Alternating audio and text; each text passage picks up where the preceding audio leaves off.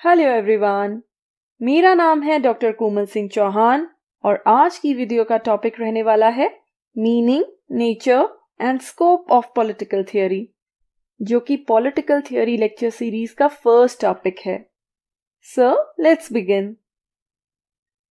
अक्सर जब हम पॉलिटिकल थियोरी या राजनीतिक सिद्धांत का नाम सुनते हैं तो हमारे दिमाग में कुछ क्वेश्चंस आते हैं कि पॉलिटिकल थियोरी क्या है, क्या ये साइंस है या ये फिलॉसफी है, और इसका नेचर क्या है, ये किस प्रकार की है, ऐसे कौन से कैरेक्टरिस्टिक्स हैं जो इसको डिफाइन करते हैं, और इसमें हम क्या क्या स्टडी करते हैं। इन्हीं सब क्वेश्चंस को आज हम एक्सप्लोर करने वाले हैं। शुरुआत करते हैं जो पॉलिटिकल थियोरी में थियोरी शब्द है उसके मीनिंग को समझकर। तो जो थियोरी शब्द है इसको ग्रीक वर्ड थियोरिया से डिराइव किया गया है, विच मीन्स एक ऐसी एक्टिविटी जिसके थ्रू हम ये समझ सके कि हमारे आसपास क्या हो रहा है। तो थियोरी का मतलब होता है एक ऐसी स्टेटमेंट या स्टेटमेंट्स का एक सेट जिसके थ्रू एक फिनोमेना को, एक इवेंट को, एक घटना को एक्सप्लेन किया जाता है। पॉलिटिक्स के पर्सपेक्टिव में थियोरी किसी पॉलिटिकल इवेंट को समझने में हेल्प कर सकती है कि वो इवेंट क्यों हो रहा है और इस इवेंट का फ्यूचर क्या रहने वाला है। तो ये फ्यूचर को भी प्रिडिक्ट करने की बात करता है। और सोशल साइंसेस के पर्सपेक्टिव में थियोरी में साइंस और फिलॉसफी दोनों के ही एलिमेंट्स इंक्लूडेड होते हैं। तो ये साइंस और फिलॉसफी दोनों का ही कॉम्बिनेशन है, और इसीलिए ना ही हम सिर्फ एक इवेंट को एक्सप्लेन कर सकते हैं बल्कि फ्यूचर इवेंट्स को प्रिडिक्ट भी कर सकते हैं। This is what theory is. तो अब आ जाते हैं पॉलिटिकल थियोरी पर। डिफरेंट थिंकर्स ने पॉलिटिकल थियोरी को अपने अपने तरीके से डिफाइन किया है, जिनमें से एक है डेविड हेल्ट की डेफिनेशन, जिसमें वो पॉलिटिकल थियोरी या राजनीतिक सिद्धांत को पॉलिटिकल लाइफ से रिलेटेड कॉन्सेप्ट्स का एक ऐसा नेटवर्क मानते हैं जिससे हमें गवर्नमेंट, स्टेट और सोसाइटी के नेचर, पर्पस और इम्पोर्टेंट एलिमेंट्स से रिलेटेड क्या क्या डिफरेंट आइडियाज हैं या क्या क्या एजम्पशंस और स्टेटमेंट्स हैं उनके बारे में पता चलता है। तो यहाँ वो बताना चाह रहे हैं कि पॉलिटिकल थियोरी में ऐसे आइडियाज या स्टेटमेंट्स आती हैं जिनके थ्रू हमें ये पता चल सकता है कि गवर्नमेंट का, स्टेट का या सोसाइटी का क्या नेचर होता है, उसका क्या पर्पस होता है, स्टेट किस लिए एग्जिस्टेंस में आती है, क्या फंक्शंस वो परफॉर्म करती है, उसका पर्पस या उद्देश्य क्या है। इन चीजों के बारे में हमें जानकारी मिलती है। इसके अलावा जॉर्ज कैटलिन भी एक डेफिनेशन देते हैं जिसमें वो पॉलिटिकल थियोरी को पॉलिटिकल साइंस और पॉलिटिकल फिलॉसफी का एक कॉम्बिनेशन मानते हैं। और इसमें साइंस का मतलब है ऐसे सभी फैक्ट्स जिनके थ्रू सोशल लाइफ को कंट्रोल किया जाता है, और फिलॉसफी का मतलब है वैल्यूज या मूल्य। तो कैटलिन के according political theory political science और पॉलिटिकल फिलॉसफी का कॉम्बिनेशन है, जिसमें पॉलिटिकल साइंस का मतलब है स्टडी ऑफ फैक्ट्स और पॉलिटिकल फिलॉसफी का मतलब है स्टडी ऑफ वैल्यूज। फैक्ट्स का एग्जाम्पल हुआ कि स्टेट क्या है, और फिलॉसफी का एग्जाम्पल ये हुआ कि एक आइडियल स्टेट कैसी होनी चाहिए। और एक तीसरी डेफिनेशन भी है जो बहुत एप्टली पॉलिटिकल थियोरी को डिफाइन करती है। ये किसके द्वारा दी गई है इसको लेकर क्लैरिटी नहीं है। मैंने इस पर काफी रिसर्च करी और कुछ सोर्सेज में ये मेंशन था कि ये definition dictionary of political science में दी गई है, but I am still unsure about the real source of this definition, और मैं आपको किसी भी प्रकार की कोई गलत इंफॉर्मेशन नहीं देना चाहती हूँ। तो इस डेफिनेशन में ये कहा गया है कि पॉलिटिकल थियोरी एक ऐसा बॉडी ऑफ थॉट है जिसके थ्रू हम पॉलिटिकल फिनोमेना या राजनीतिक घटनाओं का मूल्यांकन कर सकते हैं, इवैल्यूएशन कर सकते हैं, उनको एक्सप्लेन कर सकते हैं और साथ ही साथ प्रेडिक्शंस भी कर सकते हैं। और ये पॉलिटिकल साइंस का एक सब फील्ड है, पॉलिटिकल साइंस के अंडर आता है, जिसका कंसर्न होता है पॉलिटिकल आइडियाज से, पॉलिटिकल वैल्यूज से और पॉलिटिकल कॉन्सेप्ट से, साथ ही साथ पॉलिटिकल बिहेवियर को एक्सप्लेन और प्रिडिक्ट करने से। तो इस डेफिनेशन में बहुत एप्टली पॉलिटिकल थियोरी को डिफाइन कर दिया गया है कि इसके थ्रू हम पॉलिटिकल घटनाओं को ना ही सिर्फ एक्सप्लेन कर सकते हैं बल्कि उनका मूल्यांकन कर सकते हैं और प्रेडिक्शंस भी कर सकते हैं। इसमें पॉलिटिकल आइडियाज, वैल्यूज और कॉन्सेप्ट्स भी आती हैं, like equality, liberty, democracy, as well as political behaviour भी इंक्लूडेड होता है, लाइक वोटिंग बिहेवियर की स्टडी करना। तो इन्हीं डेफिनेशंस के बेसिस पर फाइंड आउट करते हैं कि पॉलिटिकल थ्योरी का मीनिंग आखिर है क्या। तो सिंपलेस्ट तरीके से अगर मैं आपको समझाऊं तो पॉलिटिकल थ्योरी का मतलब होता है पॉलिटिक्स की एक ऐसी थ्योरी जिसका मेन कंसर्न होता है स्टेट से रिलेटेड घटनाओं या फिनोमिना को स्टडी करना। और ये स्टडी दोनों फिलोसॉफिकल और एम्पिरिकल तरीकों से की जाती है। फिलॉसफी का फोकस होता है व्हाट ऑट टू बी पर, कि क्या होना चाहिए, और एम्पिरिकल मेथड का फोकस होता है क्या है पर।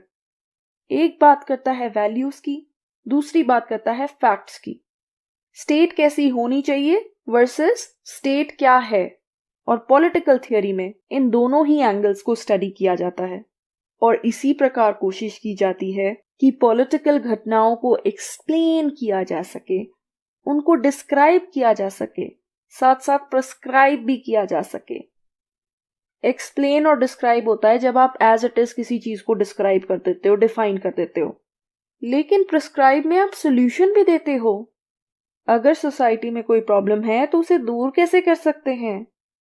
एक्सप्लेन और डिस्क्राइब करना काम होता है एम्पिरिकल मेथड्स का, और प्रिस्क्राइब करना किसका काम होता है, फिलॉसफी का। तो ये होता है पॉलिटिकल थियरी का मीनिंग। इसको दिमाग में बिठा लो, याद कर लो। इससे सिंपलेस्ट तरीका नहीं है पॉलिटिकल थियरी को एक्सप्लेन करने का। And that's the reason political theory is considered to be a hybrid of the two. ना ही ये कंप्लीट पॉलिटिकल फिलॉसफी है और ना ही ये कंप्लीट पॉलिटिकल साइंस है। पॉलिटिकल फिलॉसफी एम्फसाइज करती है सिर्फ वैल्यूज पर, और पॉलिटिकल साइंस एम्फसाइज करती है सिर्फ फैक्ट्स पर। इसलिए पॉलिटिकल थियरी दोनों का हाइब्रिड है। दैट्स वाई एक पॉलिटिकल थियरिस्ट को एक डबल रोल प्ले करना पड़ता है। वो एक पॉलिटिकल साइंटिस्ट भी होता है और एक पॉलिटिकल फिलोसोफर भी होता है। एज अ साइंटिस्ट उसका प्रयास रहता है कि पॉलिटिकल इवेंट्स को एक्सप्लेन किया जा सके। उन इवेंट्स को वो ऑब्जर्व करता है, उससे रिलेटेड डेटा कलेक्ट करता है, उस बेसिस पर एनालिसिस करता है, और फिर वो एक कंक्लूजन ड्रॉ करता है या एक जनरलाइजेशन पर आता है।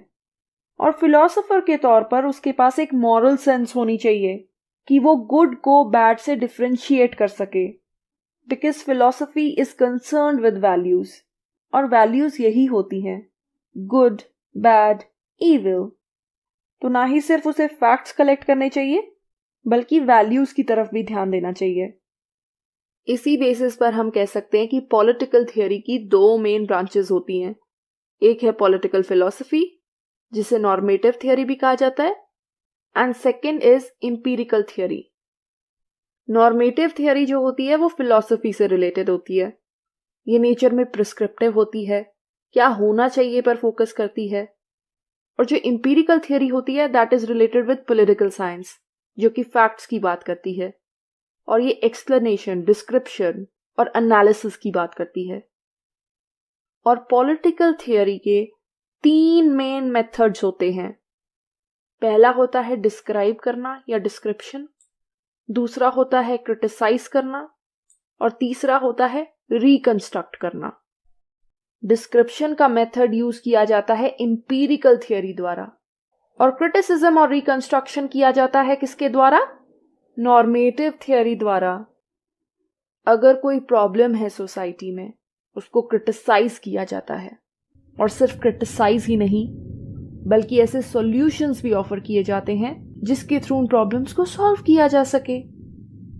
एंड हेंस जो पॉलिटिकल थियरी है वो एक सिंथेसिस है हिस्ट्री का, फिलोसफी का और साइंस का, as well as of normativism and empiricism.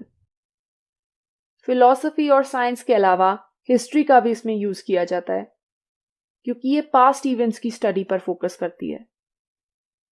तो ये होता है पॉलिटिकल थियरी का मीनिंग, और इसको हम और अच्छे से समझ सकते हैं इसके नेचर को समझकर। तो जैसा कि मैंने अभी बताया कि political theory is part history, part philosophy and part science. इसीलिए अगर हमें पॉलिटिकल थियरी के नेचर को एक प्रॉपर वे में अंडरस्टैंड करना है तो हमें इसे एज हिस्ट्री, एज फिलॉसफी और एज साइंस भी समझना होगा। तो सबसे पहले आता है political theory as history.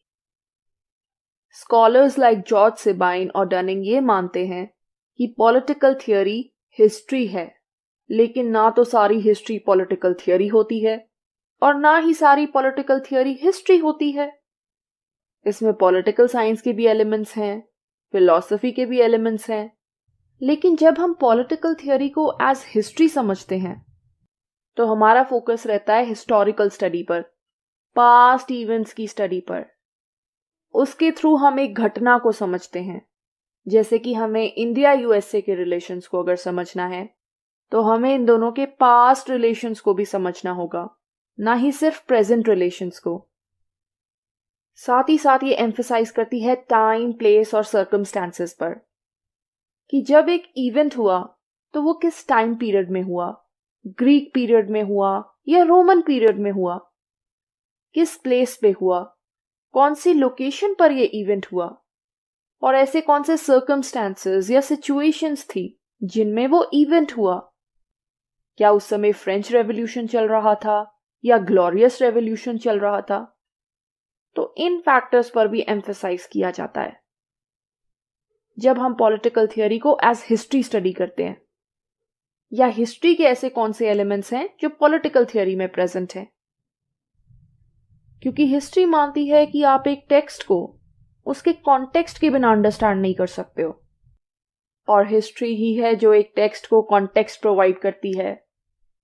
History की स्टडी के बिना प्रेजेंट की स्टडी का कोई फायदा नहीं है, ऐसा ये मानती है।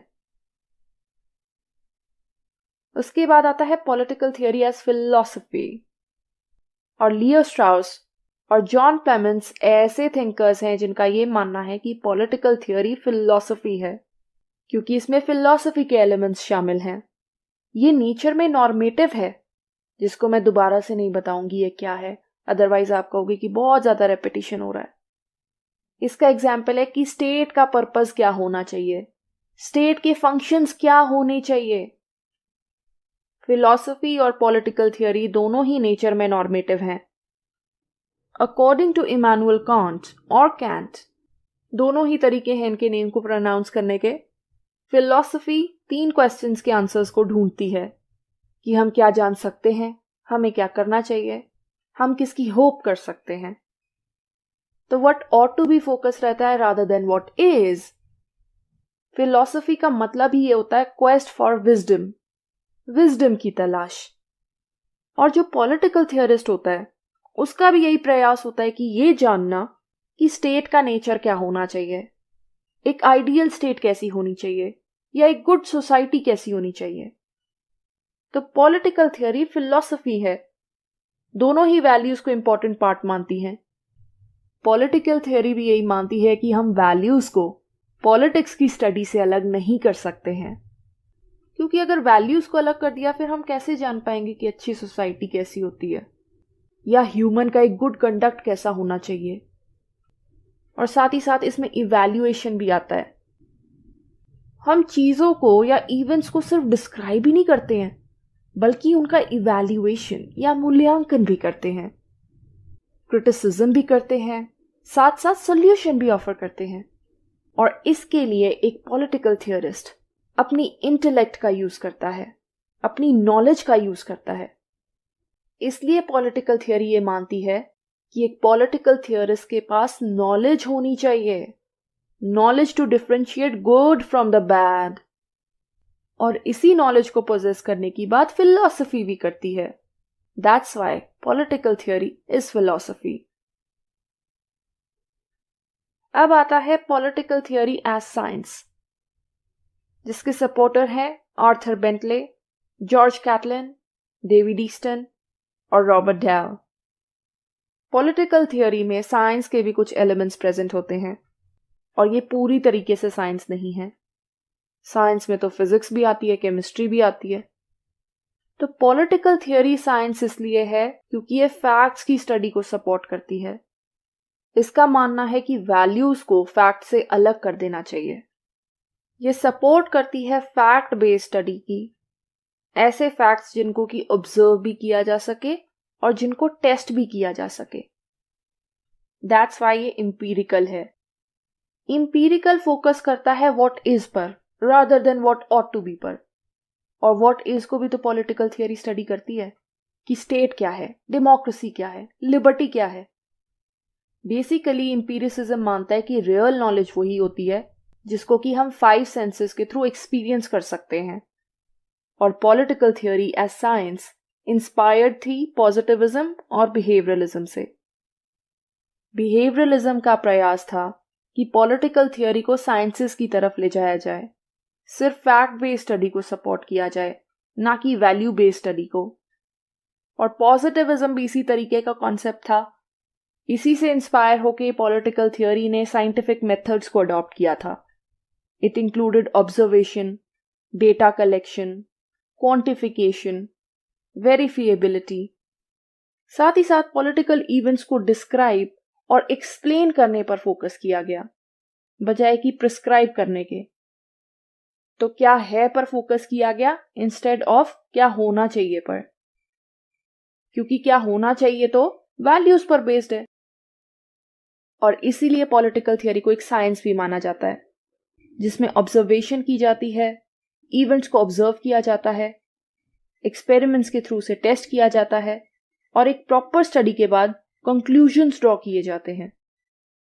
Political theory as science studies की गवर्नमेंट क्या होती है, स्टेट क्या होती है, डेमोक्रेसी क्या होती है। तो ऐसे सारे पॉलिटिकल एस्पेक्ट्स जो व्हाट इज पर फोकस करते हैं, वो पॉलिटिकल थियरी को एक साइंस बनाते हैं। साथ ही साथ political theory as science generate करती है ऐसी नॉलेज जो कि ऑब्जेक्टिव होती है, किसी भी प्रकार के बायसनेस से फ्री होती है, क्योंकि इसमें वैल्यूज को दूर रखा जाता है। और ऐसा माना जाता है कि अगर हम वैल्यूज को इन्वॉल्व करेंगे तो उससे ऑब्जेक्टिविटी अफेक्ट होगी, हम निष्पक्ष होकर स्टडी नहीं कर पाएंगे। तो पॉलिटिकल थियरी एक साइंस भी है, ये हिस्ट्री भी है, ये एक फिलॉसफी भी है। पर ना ही ये प्योर साइंस है, ना ही ये प्योर हिस्ट्री है, ना ही ये पूरी तरीके से एक फिलॉसफी है, बल्कि इन तीनों ही चीजों के कुछ कुछ एलिमेंट्स इसमें प्रेजेंट हैं। तो इसी प्रकार आप पॉलिटिकल थियरी और पॉलिटिकल साइंस के डिफरेंस को बता सकते हैं कि पॉलिटिकल साइंस का कंसर्न होता है सिर्फ और सिर्फ एम्पिरिसिज्म से, व्हाट इज से, वेयर आज जो पॉलिटिकल थियरी है वो बात करती है व्हाट ऑट टू बी की भी और व्हाट इज की भी। ये नॉर्मेटिव भी है और एम्पिरिकल भी है। इसमें ना ही सिर्फ फैक्ट्स की स्टडी की जाती है बल्कि वैल्यूज की भी स्टडी की जाती है। वहीं अगर हम पॉलिटिकल थियरी और पॉलिटिकल फिलॉसफी के डिफरेंस की बात करें, वो भी सिमिलरली इसी तरीके से है। तो क्योंकि हमने तीनों ही एस्पेक्ट से पॉलिटिकल थियरी को समझ लिया है, अब हमें इसके नेचर को समझने में कोई दिक्कत नहीं होगी। इसको आप कैरेक्टरिस्टिक्स ऑफ पॉलिटिकल थियरी भी बोल सकते हैं। So the most important characteristic of political theory is that ये फोकस करती है डिस्क्राइब करने पर, एक्सप्लेन करने पर और प्रिडिक्ट करने पर। किसको? पॉलिटिकल इवेंट्स को और बिहेवियर्स को। इनको पॉलिटिकल थियरीज के 3 मेथड्स भी बोला जाता है। डिस्क्राइब और एक्सप्लेन किया जाता है एम्पिरिकल मेथड के थ्रू और प्रिडिक्ट किया जाता है नॉर्मेटिविज्म के थ्रू या फिलॉसफी के through. Like I mention before कि स्टेट क्या है वर्सेस स्टेट कैसी होनी चाहिए। और पॉलिटिकल थियरी जब as branch of political science पढ़ी जाती है तो इसका फोकस रहता है कि कंक्लूजन्स ड्रॉ किए जा सकें या जनरलाइजेशंस ड्रॉ की जा सकें एक फिनोमेना को ऑब्जर्व करने के बाद और उसका प्रॉपर एनालिसिस करने के बाद। एज फिलॉसफी ये रिफ्लेक्ट करती है पॉलिटिकल फिनोमेना पर, पॉलिटिकल इवेंट्स का मूल्यांकन करती है, वैल्यूएशन करती है, कोई प्रॉब्लम्स हैं उन्हें फाइंड आउट करती हैं, उनका सोल्यूशन ऑफर करती हैं। दैट्स वाई इसको दोनों का हाइब्रिड कहा जाता है। इसके अलावा ये हिस्टोरिकल इवेंट्स की स्टडी पर भी फोकस करती है। सो जो पॉलिटिकल थियरीज जो होती हैं ये काफी सारे स्कॉलर्स के थॉट्स और रिसर्च का रिजल्ट होती हैं। थिंकिंग पर एम्फेसिस होता है फिलॉसफी का और रिसर्च पर एम्फेसिस होता है पॉलिटिकल साइंस का। इसमें नॉर्मेटिव और एम्पिरिकल दोनों ही स्टडी शामिल होती हैं। ये डिस्क्रिप्शन को भी सपोर्ट करती है और प्रिस्क्रिप्शन को भी। आइडियोलॉजी की स्टडी भी इसमें की जाती है। आइडियोलॉजी पता है ना क्या होती है? लाइक मार्क्सिज्म, अनार्किज्म, फेमिनिज्म या एनवायरमेंटलिज्म। ऑल्सो पॉलिटिकल थियोरी के वेरियस टाइप्स होते हैं। 3 मेन टाइप होती हैं। पहली होती है क्लासिकल या ट्रेडिशनल, दूसरी होती है मॉडर्न या एम्पिरिकल, और तीसरी होती है कंटेम्पररी। जब आप टाइप्स ऑफ पॉलिटिकल थियोरी को समझ लोगे तो आज जो आपने नेचर समझा है ना पॉलिटिकल थियोरी का, ये आपको और अच्छे से समझ में आ जाएगा। तो मेरा सिर्फ और सिर्फ एक छोटा सा रिकमेंडेशन है कि इस वीडियो को देखने के बाद जो मैं टाइप्स ऑफ पॉलिटिकल थियोरी की वीडियो डालूंगी और उसके साथ ही साथ मैं एवोल्यूशन ऑफ पॉलिटिकल थियोरी पर भी वीडियो अपलोड करूंगी, तो उन दोनों को देखने के बाद दोबारा से इस वीडियो को देखना। मैं आपको गारंटी देती हूं कि फिर आप कभी भी पॉलिटिकल थियोरी के मीनिंग और नेचर को भूल नहीं सकते हो। तो एवोल्यूशन ऑफ पॉलिटिकल थियोरी के जो फेजेस हैं, they are the same as the types. और अगर इसके ओरिजिन की हम बात करें तो ये ग्रीक सिटी स्टेट्स के समय से ही एग्जिस्टेंस में है, from the times of Plato and Aristotle. इसके अलावा ये इंटरडिसिप्लिनरी भी है। पॉलिटिकल थियोरी सिर्फ पॉलिटिकल इवेंट्स पर ही फोकस नहीं करती है, बल्कि अपने आसपास हो रहे सोशल और इकोनॉमिक इवेंट्स की स्टडी पर भी फोकस करती है, क्योंकि इसका मानना है कि सोशल और इकोनॉमिक कंडीशंस भी पॉलिटिकल इवेंट्स को अफेक्ट करती हैं। और इसीलिए ये मानती है कि हमें दूसरे डिसिप्लिन्स में जो टेक्निक्स और अप्रोचेस एग्जिस्ट करती हैं या आइडियाज एग्जिस्ट करते हैं, उनको बोरो करके पॉलिटिकल थियोरी की स्टडी करनी चाहिए। As a result of which political theory में काफ़ी सारी नई अप्रोचेस आई, like the decision making approach, structural functional approach या सिस्टम्स अप्रोच। इसके अलावा ये पॉलिटिकल थॉट से भी अलग है। डिफरेंस क्या है पॉलिटिकल थियोरी और पॉलिटिकल थॉट के बीच में? मेन डिफरेंस जो है वो है in terms of the scope. Political theory जो है वो किसी इंडिविजुअल की थिंकिंग भी हो सकती है या किसी एक पर्टिकुलर स्कूल की थिंकिंग भी हो सकती है, लेकिन पॉलिटिकल थॉट पूरी की पूरी कम्युनिटी की एक थिंकिंग होती है।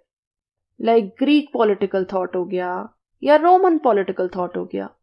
लेकिन पॉलिटिकल थियोरी में यूजुअली एक इंडिविजुअल थिंकर अपनी थिंकिंग को एक्सप्रेस करता है, जिसको कि पॉलिटिकल थियोरिस्ट बोला जाता है।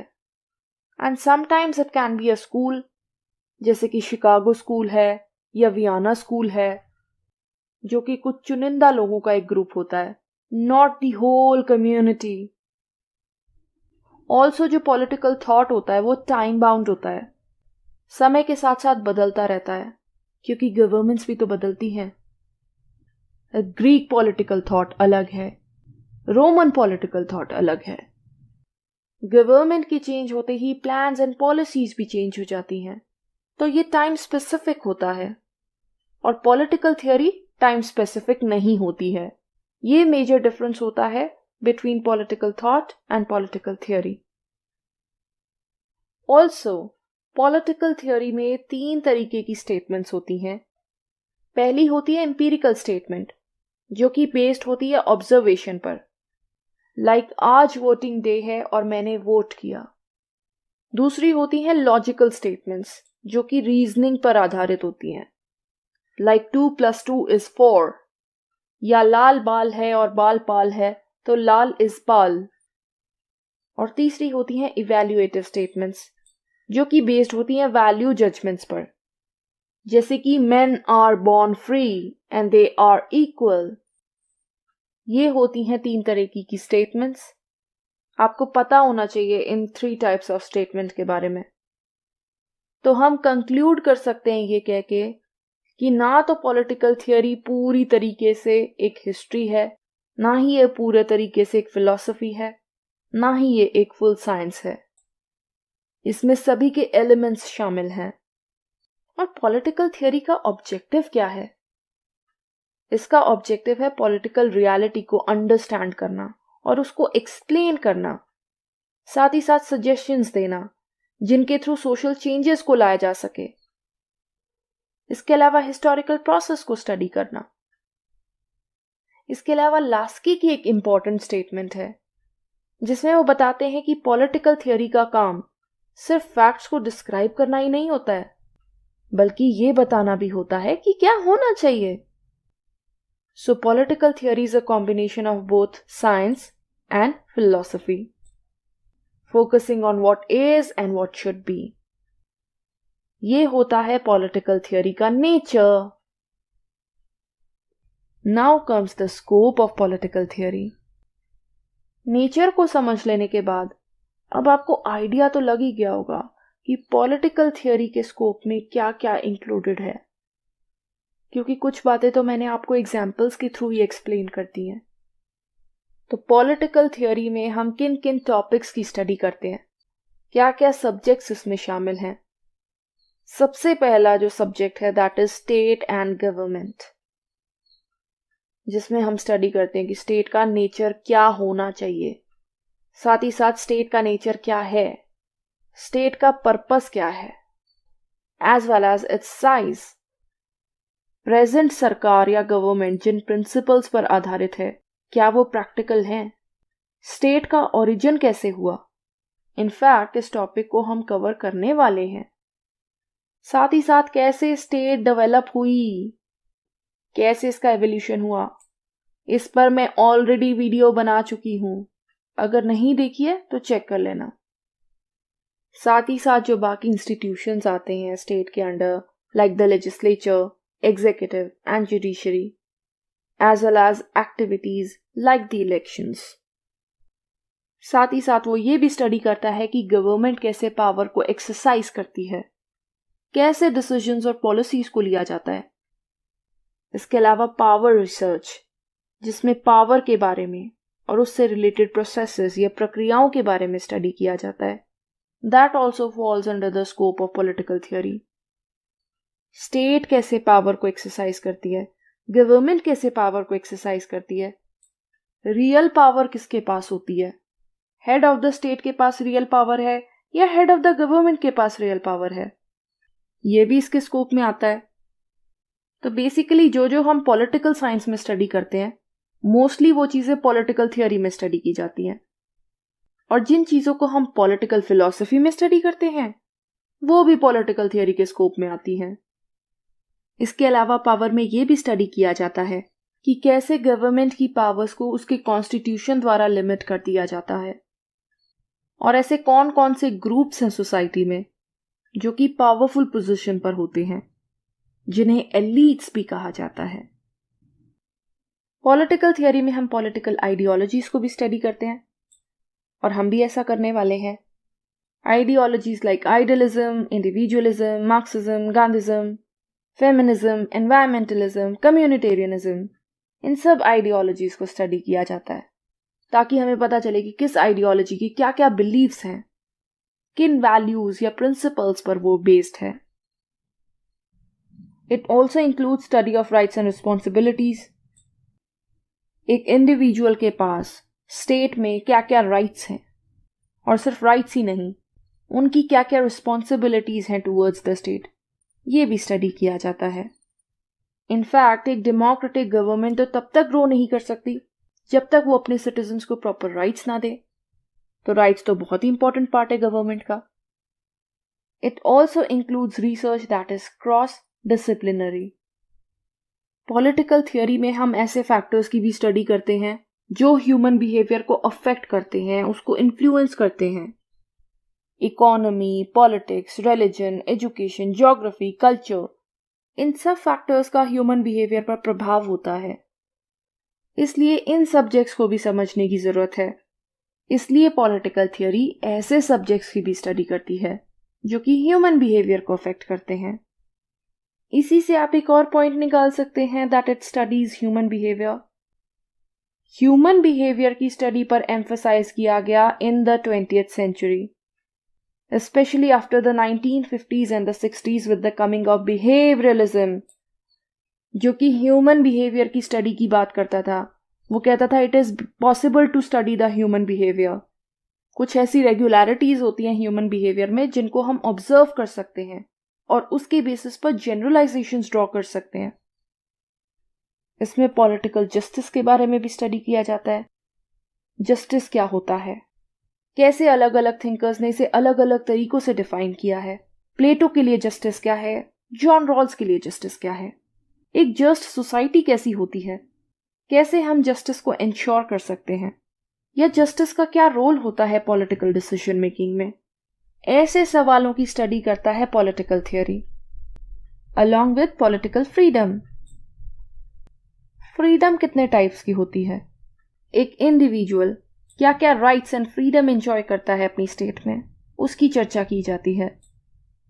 एक इंडिविजुअल की पॉलिटिकल फ्रीडम पर क्या क्या लिमिटेशंस या कंस्ट्रेंट्स लगाए जाते हैं वहां की गवर्नमेंट द्वारा, और ऐसे कौन से मैकेनिज्म्स हैं जो फ्रीडम को सेफगार्ड करते हैं, लाइक द फंडामेंटल राइट्स।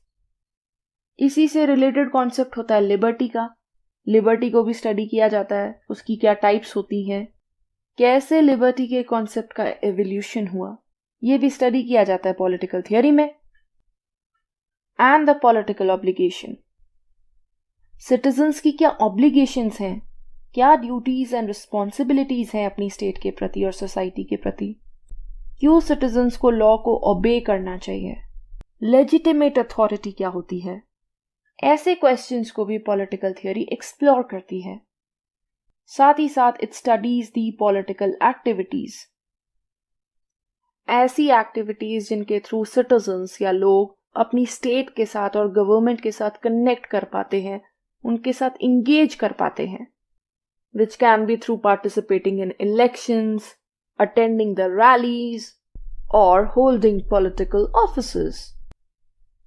आप यहाँ पर पॉलिटिकल इंस्टीट्यूशंस के बारे में भी एक सेपरेट पॉइंट बना सकते हैं कि इसमें इंस्टीट्यूशंस की भी स्टडी की जाती है, like the legislature, executive and the judiciary.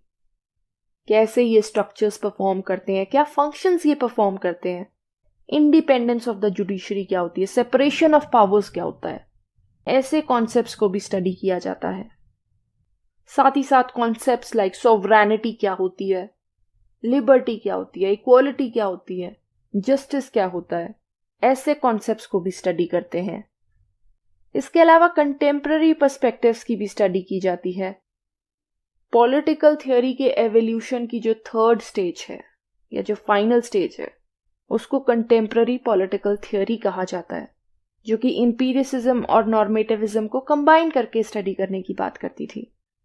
उसी थियोरी ने नए पर्सपेक्टिव्स को स्टडी करने की बात की, ऐसे पर्सपेक्टिव्स जो 1970s के बाद इमर्ज हो रहे थे, एस्टैब्लिश्ड मेन स्ट्रीम थियोरीज को एक चैलेंज देते थे। इनमें आते हैं feminism, post modernism, post structuralism, communitarianism, post colonialism and environmentalism. तो ऐसे कंटेम्पररी पर्सपेक्टिव्स की स्टडी भी स्कोप ऑफ पॉलिटिकल थियोरी में शामिल होती है। So this was the scope of political theory, और ये था हमारा आज का टॉपिक जिसमें हमने स्टडी किया meaning, nature and scope of political theory. मैंने ईजीएस्ट तरीके से इसको आपको समझाने की कोशिश की है, तो उम्मीद है कि यह टॉपिक आपको समझ में आया होगा। अगली वीडियो में हम समझने वाले हैं पॉलिटिकल थियोरी की एवोल्यूशन को। तो आज की वीडियो में इतना ही। अगर आपको मेरी वीडियो पसंद आई हो तो प्लीज़ इसे लाइक कीजिएगा, अपने दोस्तों और फैमिली रिलेटिव्स के साथ शेयर कीजिएगा और मेरे चैनल को सब्सक्राइब कीजिएगा। Thank you so much. आपका दिन शुभ हो।